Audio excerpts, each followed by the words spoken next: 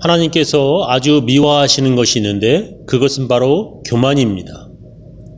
하나님께서 아주 좋아하시는 것이 있는데 그것은 바로 겸손입니다. 왜 하나님께서는 교만한 사람을 싫어하시고 겸손한 사람을 좋아하십니까? 교만한 사람은 하나님 없어도 살 수 있다고 생각하기 때문입니다. 더 자세히 말하면 하나님께서 도와주시지 않아도 내 힘으로 잘 살 수 있다고 생각하기 때문입니다. 교만한 사람은 내가 하나님의 도움받아 살았나? 내가 내 힘으로 열심히 돈 벌어서 지금까지 살았지? 라고 생각합니다. 교만하면 하나님과 아무런 관계없이 사는 것입니다. 그러나 겸손한 사람은 하나님의 도움 없이는 내가 살 수 없다고 생각합니다. 그래서 겸손한 사람은 하나님께 도와달라고 매일 기도하며 살아가는 것입니다. 교만한 사람은 자기가 전에 어떤 사람이었는지 잊어버립니다.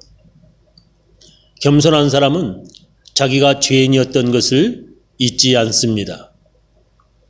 교만하면 자기를 잊어버리고 겸손하면 죄인이었던 자신을 기억합니다. 죄인이었던 자신을 기억하는 사람들은 하나님의 은혜가 충만합니다.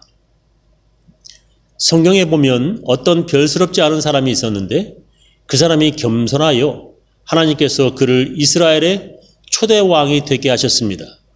그 사람 이름은 사울이었는데 그는 왕이 되기 전에 아주 겸손한 사람이었습니다. 근데 그가 왕이 되자 교만해져서 그의 마지막은 아주 비참하게 죽었습니다. 하나님께서는 주의 종 사무엘에게 사울 왕에 대해서 이렇게 말씀하셨습니다. 주께서 사무엘에게 말씀하셨다. 사울을 왕으로 세운 것이 후회된다. 그가 나에게서 등을 돌리고 나의 명령을 따르지 않는다. 그래서 사무엘은 괴로운 마음으로 밤새도록 주께 부르짖었다. 하나님께서 그를 왕으로 세운 것이 후회된다고 말씀하셨습니다. 하나님께서 교만하여진 저를 목사로 주의 종 만드신 것이 후회되신다고 하면 저 사람을 집사 세운 것을, 저 사람을 권사 세운 것을 후회하신다고 한다면 그것만큼 슬픈 일은 없는 것입니다.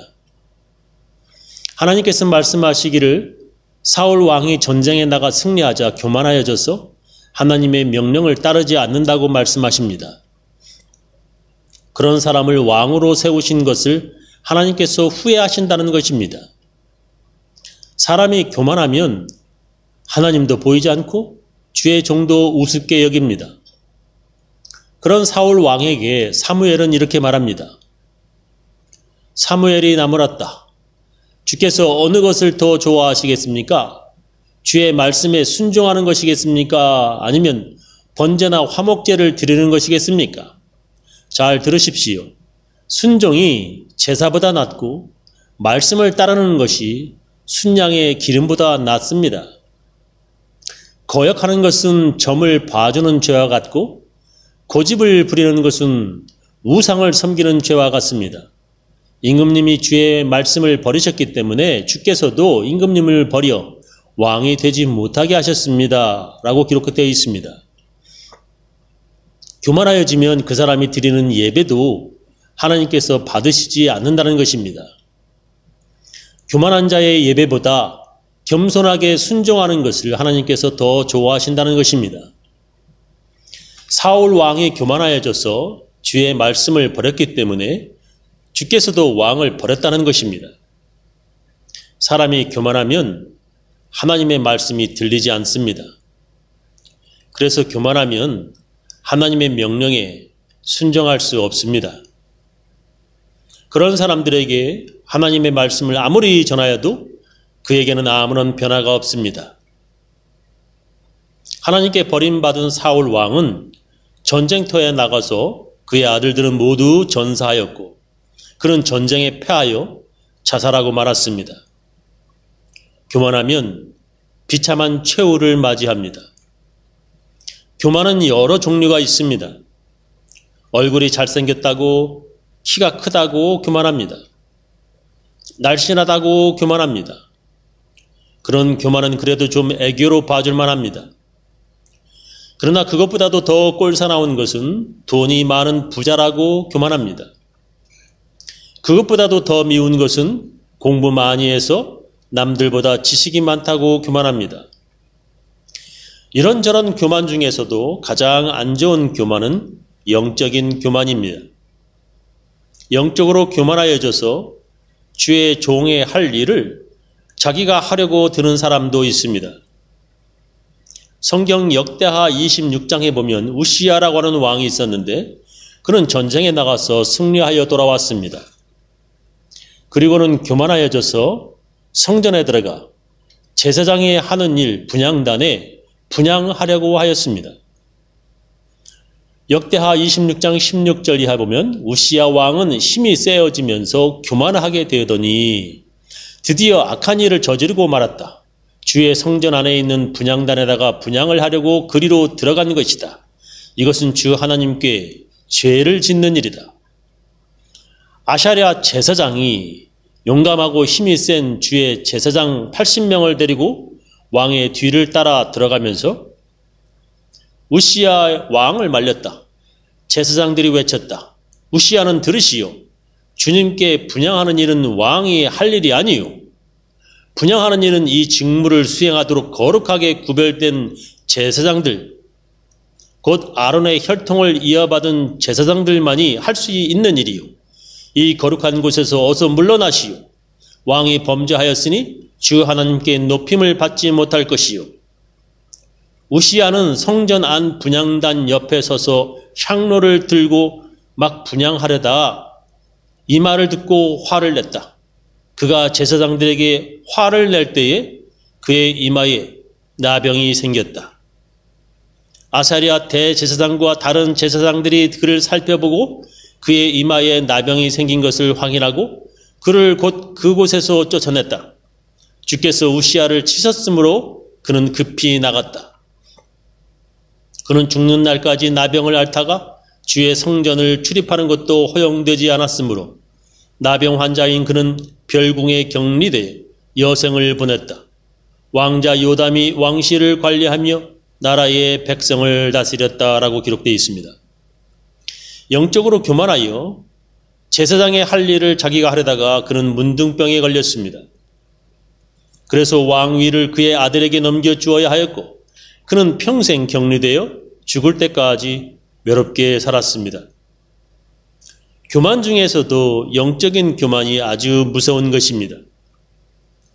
이렇게 하나님께서는 교만을 아주 미워하시고 싫어하십니다. 그래서 성경은 이렇게 말씀하십니다. 야고보서 4장 6절에 보면 그러나 더욱 큰 은혜를 주시나니 그러므로 일렀으되 하나님이 교만한 자를 물리치시고 겸손한 자에게 은혜를 주신다 하였느니라. 하나님께서는 교만한 자를 물리치시고 겸손한 자에게 은혜를 주신다는 것입니다. 베드로전서 5장 5절에 보면 젊은 자들아 이와 같이 장로들에게 순종하고 다 서로 겸손으로 허리를 동이라. 하나님은 교만한 자를 대적하시되 겸손한 자들에게는 은혜를 주시느니라 라고 기록되어 있습니다. 여기에서 장로들은 그 당시 주의 종 목사들을 말합니다. 주의 종에게 겸손하게 순종하라 말씀하십니다. 하나님은 교만한 자를 대적, 즉 적처럼 대하시고 겸손한 자에게는 은혜를 주신다는 것입니다.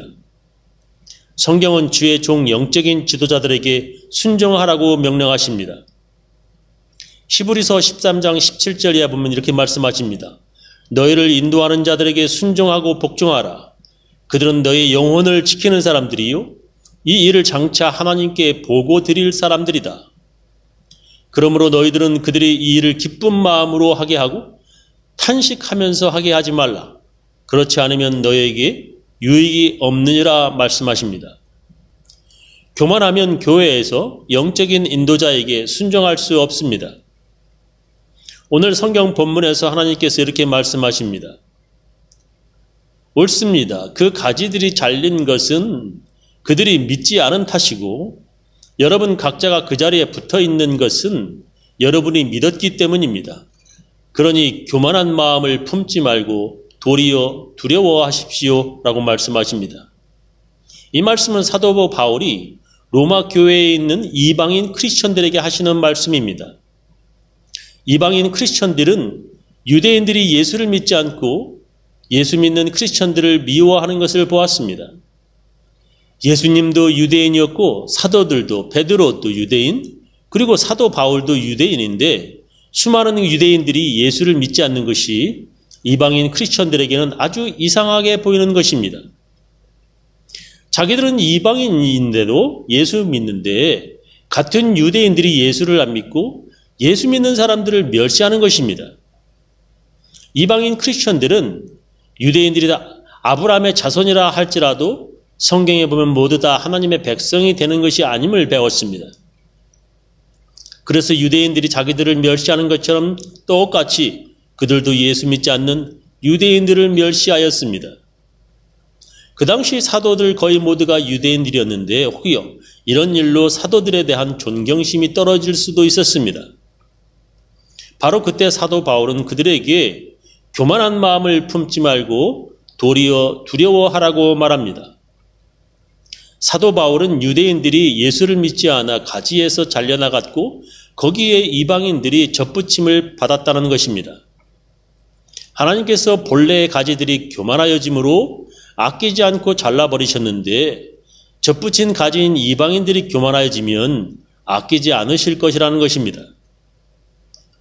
하나님께서 본래의 가지들을 아끼지 않으셨으니 접붙은 가지도 아끼지 않으실 것입니다. 그러므로 하나님의 인자하심과 준엄하심을 생각해 보십시오. 넘어진 사람들에게는 준엄하시지만 하나님의 인자하심이 머물러 있으면 하나님의 인자하심이 그에게 머물러 있을 것입니다. 그렇지 않으면 그런 사람도 잘릴 것입니다. 라고 오늘 성경 본문에 말씀하십니다. 여러분들이 하나님의 은혜 받으려면 겸손하여야 합니다. 겸손한 사람은 자기가 과거에 어떤 사람이었는지 잊어버리지 않습니다. 겸손한 사람은 하나님의 은혜를 잊지 않으려고 예배 드리며 삽니다. 겸손한 사람은 매 순간마다 하나님의 도움을 바라며 기도하며 삽니다. 저는 우리 교인들 모두 겸손하여 하나님의 은혜 가운데 사시기를 예수님의 이름으로 축원합니다.